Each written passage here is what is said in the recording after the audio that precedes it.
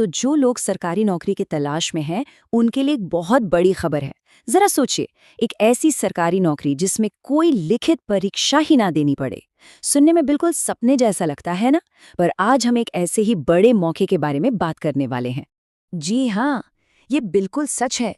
एक ऐसी सरकारी भर्ती आने वाली है जहां 9,000 से भी ज्यादा पदों पर सीधी भर्ती होगी। मतलब ये उन सभी के लिए एक जबरदस्त मौका है जिनकी तैयारी तो अच्छी होती है पर एग्जाम के प्रेशर में कहीं ना कहीं बात बिगड़ जाती है। सबसे पहले तो बस इस नंबर को देखिए, 9,400 से भी ज्यादा पद। ज्यादातर सरकारी भर्तियों में इतने पद एक साथ देखने को नहीं मिलते।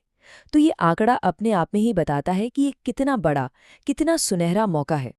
अच्छा, आगे बढ़ने से पहले एक जरूरी बात, इस विश्लेषण के लिए जो भी जानकारी ली गई है वो गवर्नमेंट जॉब पोर्टल्स नाम के यूट्यूब चैनल से ली गई है, ताकि सब कुछ बिल्कुल साफ और पारदर्शी रहे। तो आज के इस विश्लेषण में हम क्या-क्या देखने वाले हैं? सबसे पहले तो समझेंगे कि ये मौका इतना बड़ा क्यों है।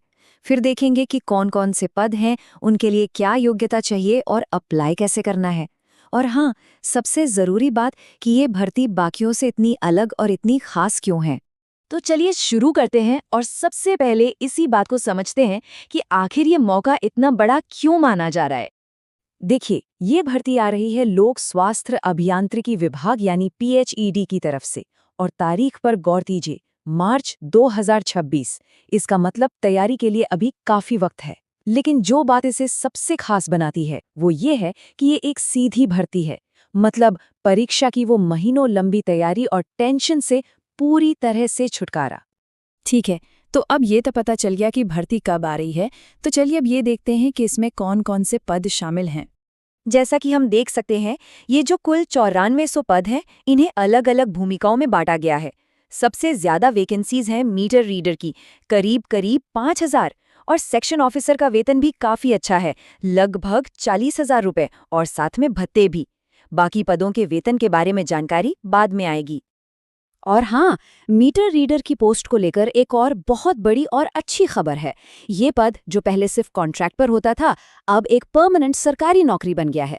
तो इससे इस मौके की वैल्यू और भी ज्यादा बढ़ जाती है। तो अब सवाल ये उठता है कि इन पदों के लिए कौन-कौन आवेदन कर सकता है। चलिए अब जरा योग्यता और आयु सीमा पर एक नजर डालते हैं।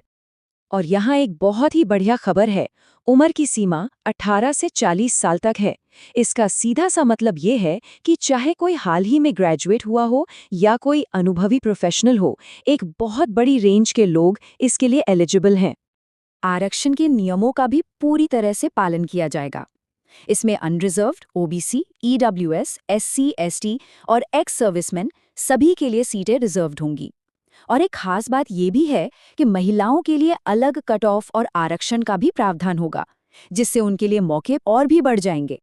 स्रोत के मुताबिक अगर आवेदन फीस की बात करें तो जनरल और OBC उम्मीदवारों के लिए ये 450 रुपये होगी, और SC और ST कैटेगरी के उम्मीदवारों के लिए ये 250 रुपये रखी गई है।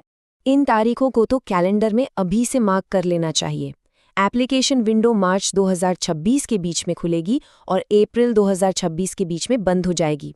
मतलब अप्लाई करने के लिए सिर्फ 1 महीने का ही समय मिलेगा। तो हमने पद देख लिए, योग्यता समझ ली और प्रोसेस भी। अब इन सबको एक साथ रखकर देखते हैं कि ये मौका आखिर इतना खास क्यों है। तो वो क्या है जो इस भर्ती को बाकियों से बिल्कुल अलग खड़ा करता है? देखिए, 4 बड़ी बातें हैं। पहली, 9,400 से ज्यादा पद। दूसरी, कोई रिटन एग्जाम नहीं। तीसरी, ये उम्मीद है कि इसमें कंपटीशन कम होगा। और चौथी, मीटर रीडर जैसे पद अब कॉन्ट्रैक्ट वाले नहीं बल्कि परमानेंट हैं। स्रोत का एक और बड़ा दिलचस्प अनुमान है। उनका मानना है कि इसमें आवेदन करने वालों की संख्या 2 लाख से भी कम रह सकती है। अब देखिए, जो लोग सरकारी नौकरी की दुनिया को समझते हैं वो जानते हैं कि ये संख्या बहुत ही कम है।